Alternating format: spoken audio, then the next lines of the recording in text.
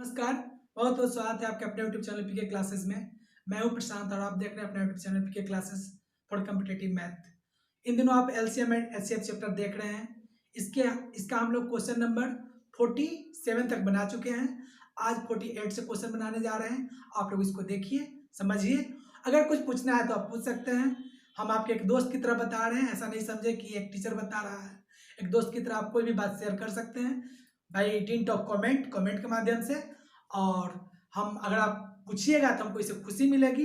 तो चलिए आपका ज़्यादा समय नहीं लेते हैं और आज का यह पहला क्वेश्चन नंबर 48 क्या है इसको देखते हैं। देखिए क्वेश्चन नंबर 48 है, दो संख्याओं का मौसा 13 और लसा 455 है। यदि उनमें से एक संख्या 75 तथा 125 के बीच स्थित हो तो वह संख्या निम्नलिखित में से कौन सा है। देखिए क्वेश्चन को फिर से समझिएगा। क्वेश्चन कह रहा है दो संख्याओं का मौसा 13 है, मतलब एचसीएफ 13 है, और लसा मतलब एलसीएम 455 है। यदि उनमें से एक संख्या 75 तथा 125 मतलब 75 तथा 125 के बीच स्थित हो, मतलब 75 तथा 125 के बीच है, तो वह संख्या निम्नलिखित में से कौन हो। देखिए ऐसे प्रश्नों को बनाने के लिए आप ऑप्शन से बनाइएगा तो ज्यादा ठीक रहेगा। देखिए क्वेश्चन क्या है। देखिए क्वेश्चन है दो संख्याओं का मौसक 13, तो मौसक 13 है, माने एचसीएफ जो है वह 13 है और लसा 455 है, एलसीएम 455 है, एलसीएम 455 है। यदि उनमें से एक संख्या 75 तथा 125 के बीच में है, एक संख्या जो है, एक संख्या वह 75 टू 125 मतलब 75 और 125 के बीच में है, स्थित है, तो वह संख्या निम्नलिखित में से कौन है। तो वह संख्या निम्नलिखित में से क्या है यह पूछ रहा है। मतलब 75 और 125 के बीच में जो संख्या है वह जानना चाहता है कि यह संख्या 75 और 125 के बीच में क्या है। तो देखिए इस तरह के प्रश्नों को बनाने के लिए आप इक्वेशन से बनाइएगा तो आपको काफी टाइम लगेगा।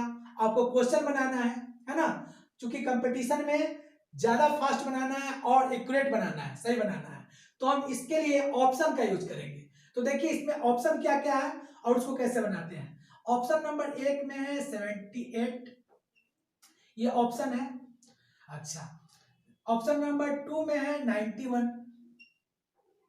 ऑप्शन नंबर 3 में है 104, ऑप्शन नंबर 3 है 104, ऑप्शन नंबर 4 है 170, 170। यह क्वेश्चन एमबीए में पूछा था, एमबीए का क्वेश्चन है। तो देखिए इसको हम कैसे बनाएंगे। इसको बनाने के लिए हम क्या काम करेंगे कि ऑप्शन से बनाएंगे। इसको ऑप्शन से कैसे बनाएंगे, तो आप जानते हैं मौसा गुणे लसा बटे पहली संख्या। तो हम क्या काम करेंगे कि मौसा क्या है 13 है, मतलब सीएफ 13 होता है, 13 लिख लिए। अच्छा, और एलसीएम कितना है 455, तो 455 लिख दिए। ऑप्शन नंबर हम एक को लिए, तो ऑप्शन नंबर एक में क्या है 78, तो हम 78 से इसमें भाग दे देंगे।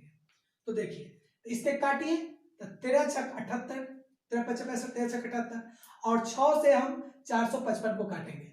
तो 6 से जब आप 455 को काटिएगा तो यह पूरा अगर कट जाता है तब यह 78 हो जाएगा। अगर यह नहीं कटता है तो नहीं होगा, क्योंकि पूरा कट जाना चाहिए।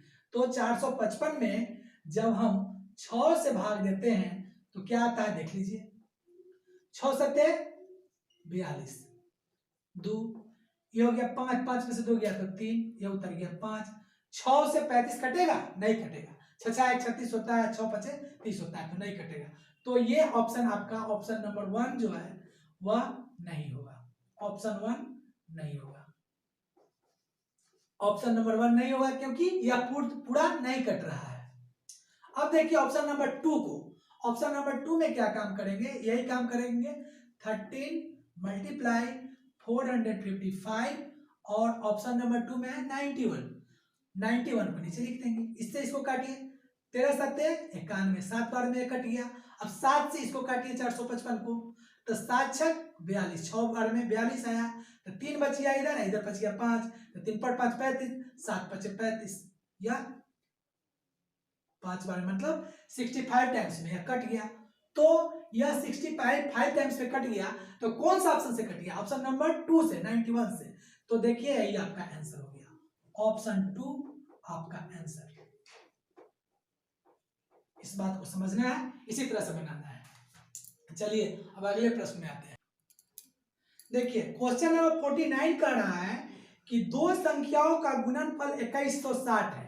तो दो संख्याओं का गुणनफल 2160 है, तो x y दोनों का गुणनफल हम 2160 लिख सकते हैं, है ना। दो संख्याओं का गुणनफल 2160 है तथा उनका मौसा 12 है।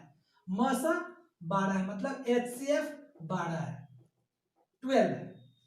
अच्छा, यदि उनका जोड़ 96 हो, मतलब x plus y equal to 96 है, 96 है, तो कह रहा है तो वह संख्या क्या है, तो वह नंबर पूछता है, नंबर क्या है, तो आपको नंबर बताना है, नंबर बताना है ना। इस तरह के प्रश्न को बनाने के लिए अगर आप कैलकुलेशन कीजिएगा, पूरा इसको प्रोसेस में आइएगा, तो आपको 5 7 8 मिनट लग जाएगा, कभी कभी 10 मिनट भी लग सकता है। तो इसका शॉर्ट ट्रिक है कि इसको आप ऑप्शन से बनाइए, ऑप्शन से बनाइएगा, ऑप्शन हर परीक्षा में आता है, ऑप्शन का यूज कीजिएगा तो यह क्वेश्चन बनाने में आपको ज्यादा टाइम नहीं लगेगा। तो सबसे पहले हम क्या काम करेंगे कि ऑप्शन नंबर 1 लेंगे। तो ऑप्शन नंबर 1 में क्या कर रहा है, ऑप्शन नंबर 1 है, ऑप्शन नंबर 1 में है 72 और 24, 72 और 24। तो सबसे पहले 72 24, मान लीजिए कि 72 x है और 24 y है, तो ये दोनों को मल्टीप्लाई करने पर हमको 2160 आना चाहिए, क्योंकि x y को जब हम गुना किए तो x y का वैल्यू, x गुने y का वैल्यू 2160 है। तो इसी तरह 72 गुने 24 का वैल्यू 2160 होना चाहिए। तो 72 गुने 24 का वैल्यू 2160 नहीं होगा, क्योंकि जब 4 से आप 2 को मल्टीप्लाई कीजिएगा तो 8 आता है, तो 0 तो आना चाहिए, आ गया 8, तो ये ऑप्शन ऐसे ही फेल हो गया। चलिए अब देखिए ऑप्शन नंबर 2 हम लेते हैं। ऑप्शन नंबर 2 में क्या है, ऑप्शन नंबर 2 में 60 और 36, 16 और 36 है ना। अब इसको मल्टीप्लाई करने, जैसे एक्स वाई माने हैं तो इसको मल्टीप्लाई करने पर 2160 आना चाहिए।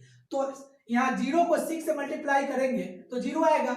इसको प्रोसेस में देख लेते हैं कि 60 मल्टीप्लाई 36 का वैल्यू कितना आ रहा है। तो 6 0 0, 6 6 36, 3 0 0 और 6 3 18, 0 6 8 3 1 8 3 11 के एक हाथ में 1 1 1 2, 2160। तो ये फर्स्ट चीज को तो फॉलो कर रहा है, 21 गुने 60 गुने 36 इक्वल टू 2160, ये फॉलो किया। अब इसका कह रहा है कि एचसीएफ 12 होना चाहिए, माने वह हायर फैक्टर जो दोनों का 12 होना चाहिए। तो 12 से कट रहा है, 12 25 60, 12 3 36, ये भी क्लियर कर रहा है। अब कह रहा है कि दोनों को जोड़ने पर 96 होना चाहिए। तो 60 को और 36 को अगर आप ऐड करते हैं, 60 को और 36 को, तो ये 96 होना चाहिए। तो 6 में 0 को प्लस कीजिएगा तो 6 और 6 प्लस 3 इक्वल टू 9, 96 तो आ ही गया। तो यह सारे चीज को कौन फॉलो कर रहा है, ऑप्शन नंबर 2। तो आपका आंसर हो जाएगा ऑप्शन नंबर 2, आंसर हो गया ऑप्शन नंबर 2। तो यह आपको समझाने के लिए इतना टाइम लगा है, आप लोग बनाएंगे उस समय आप बहुत इजी वे में इसको सॉल्व कर।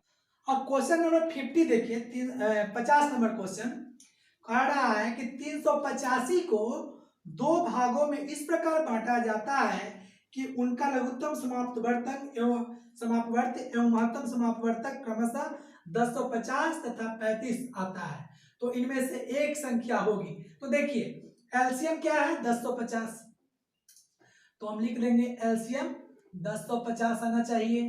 अच्छा, उसके बाद महत्तम समापवर्तक कितना आना चाहिए, 35, HCF कितना होना चाहिए, 35।